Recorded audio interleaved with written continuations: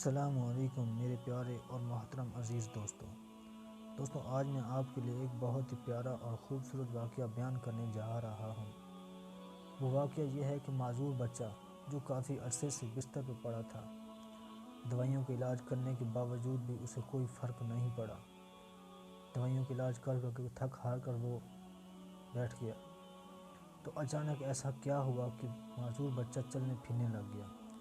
دوستوں اس واقعے کو مکمل جاننے کے لیے آپ اس ویڈیو کو مکمل اینڈ تک دیکھیے اور ہمارے چینل کو سبسکرائب اور گھنٹی کے بٹن کو پریس کر دیجیے تاکہ ہر نئی آنے والی ویڈیو کی نوٹیفیکیشن آپ کو بر وقت ملتی رہے۔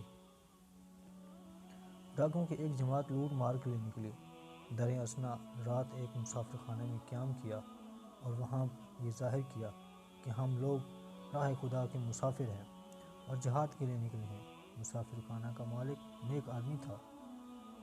اس نے رضا الہی عز و جل پانے کے لیے اس نے اللہ تعالیٰ کی رضا کی نیت سے ان کی خوب خدمت کی۔ صبح وہ ڈاکو کسی طرف روانہ ہو گئے اور لوٹ مار کر کے شام کو واپس وہیں آ گئے۔ گزشتہ شب مسافر خانے والے کے جس لڑکے کو چلنے پھرنے سے معذور دیکھا تھا وہ آج بلا تکلف چل پھر رہا تھا۔ انہوں نے تعجب کے ساتھ مسافر خانے والے سے استفسار کیا، کیا یہ وہی کل والا معذور لڑکا نہیں؟ اس نے بڑے احترام سے جواب دیا، جی ہاں یہ وہی ہے۔ پوچھا، یہ کیسے صحت یاب ہو گیا؟ جواب دیا، یہ سب آپ جیسے راہ خدا عز و جل کے مسافروں کی برکت ہے۔ بات یہ ہے کہ آپ لوگوں نے جو کھایا تھا اس میں سے کچھ بچ رہا تھا۔ ہم نے آپ حضرات کا جھوٹا کھانا بنیت شفا اپنے معذور بچے کو کھلایا اور جھوٹے پانی سے اس کے بدن پر مالش کی۔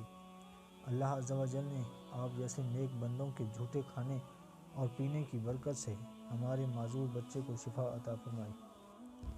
جب ڈاکوؤں نے یہ سنا تو ان کی آنکھوں سے آنسو جاری ہو گئے۔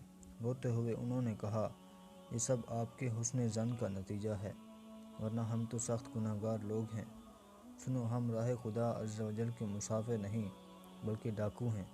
اللہ عز و جل کی اس کرم نوازی نے ہمارے دلوں کی دنیا کو زیر و زبر کر دیا۔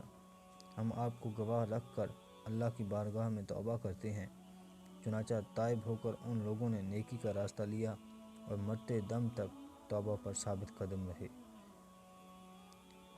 پیارے دوستو، آپ نے دیکھا کہ جھوٹے میں بھی شفا ہے۔ تو اگر آپ کو میری ویڈیو پسند آئی ہو تو آپ نے اس کو سبسکرائب، لائک اور شیئر کرنا ہے۔ اللہ حافظ۔